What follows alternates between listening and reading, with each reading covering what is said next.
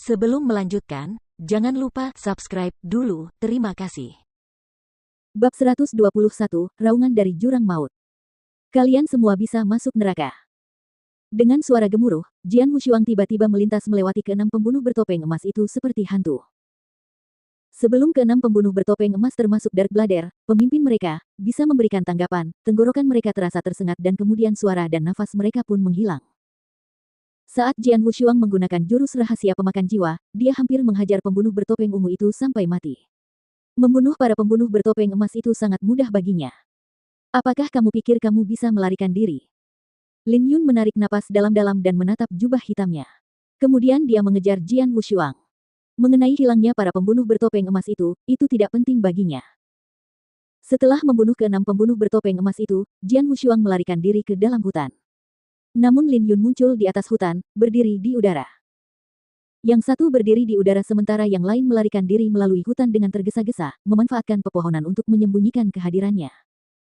Kedua aura mengerikan itu bergerak menjauh. Di dekat danau bulan yang tenang, banyak prajurit di alam inti emas menyaksikan apa yang sedang terjadi.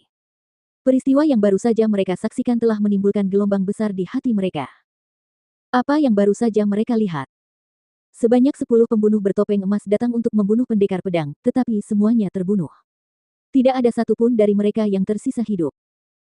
Kemudian seorang pembunuh bertopeng ungu muncul dan bertarung melawan Jian Wushuang secara langsung, tetapi hasilnya dia dikalahkan dan kini tergeletak di lubang besar di tanah.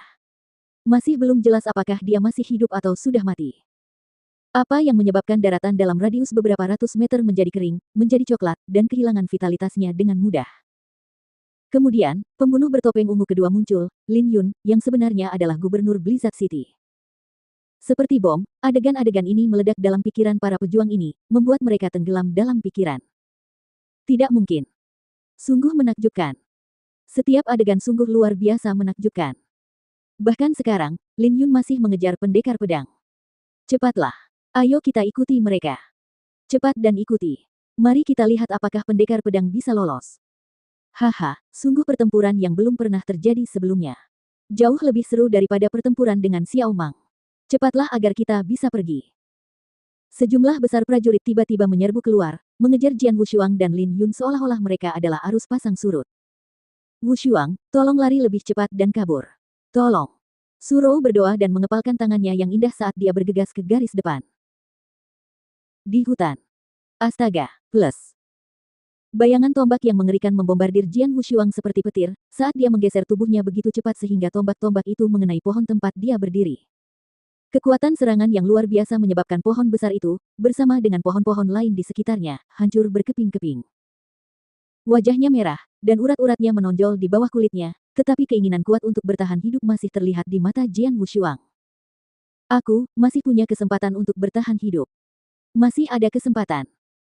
Sambil mengangkat kepalanya, Jian Wushuang menatap tajam ke arah gunung megah yang tak jauh dari sana, di baliknya terdapat abis. Tempat itu dikenal sebagai area paling berbahaya di jajaran pegunungan Endeles.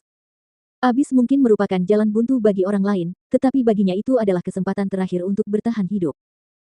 Jian Wushuang berteriak gila di dalam hatinya, tahan, tahan. Setelah dia berhenti menggunakan Soul Devouring Secret Skill, auranya menurun. Namun, kerusakan yang disebabkan oleh peningkatan kekuatan yang luar biasa dari penggunaan skill tersebut mulai terlihat. Dia merasakan seperti organ-organ dalamnya terbakar disertai penderitaan yang belum pernah terjadi sebelumnya.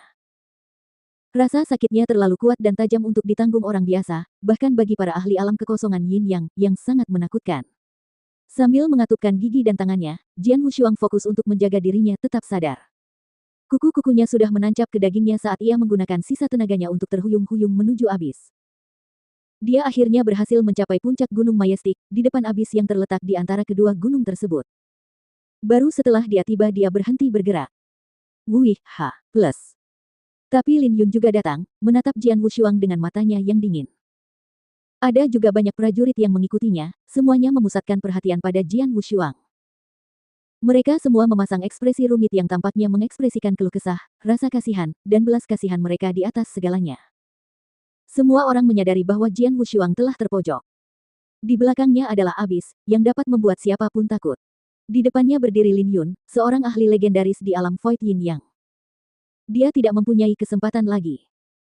10 pembunuh bertopeng emas bersama dengan 2 pembunuh bertopeng ungu membentuk kelompok ini, yang cukup untuk membunuh seorang ahli alam kekosongan Yin Yang. Sebagai seorang anak di alam inti emas awal, kau seharusnya bangga mati di tangan menara bulu darah kami, kata Lin Yun sambil menatap Jian Wushuang dengan matanya yang dingin. Yang tersisa adalah kamu harus menerima kematianmu dengan patuh. Lin Yun mendekati Jian Wushuang sambil berbicara. Jian Wushuang merasakan sesuatu mengalir deras ke tenggorokannya, lalu dia batuk seteguk darah. Setelah menyeka darah dari mulutnya, dia menatap Lin Yun yang sedang mendekatinya. Bibirnya dipenuhi dengan senyum aneh. Apakah kau pikir kau bisa membunuhku sendiri? Hahaha. Jian Wushuang tertawa terbahak-bahak, hampir histeris. Hidupku dapat direnggut oleh surga, bumi, atau siapapun. Tapi orang-orang dari Menara Bulu Darah, hanya kalian yang tidak akan pernah diizinkan membunuhku. Setelah mengatakan itu, Jian Wushuang melirik ke arah semua orang yang hadir. Kemudian dia melangkah mundur, bergegas menuju abis, dan melompat masuk. Dalam sekejap, Jian Wushuang tersapu oleh angin dingin dari abis.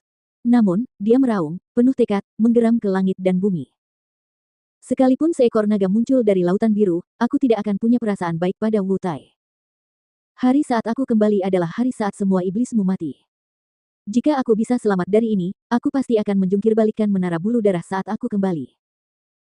Teriakannya meraung, beresonansi dengan abis sedemikian rupa sehingga bergema melalui langit tak berujung, meninggalkan gema yang abadi.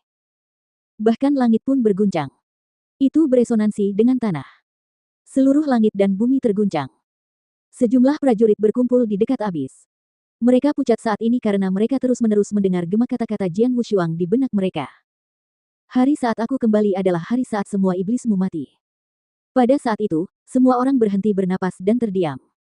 Apakah dia benar-benar akan kembali? Salah satu prajurit bergumam. Ada seorang lelaki tua kekar berdiri di sampingnya yang menggelengkan kepalanya dan berkata, jika dia meninggal, maka semuanya akan berakhir di sini. Namun, jika suatu hari dia benar-benar kembali, aku khawatir Menara Bulu Darah akan berakhir.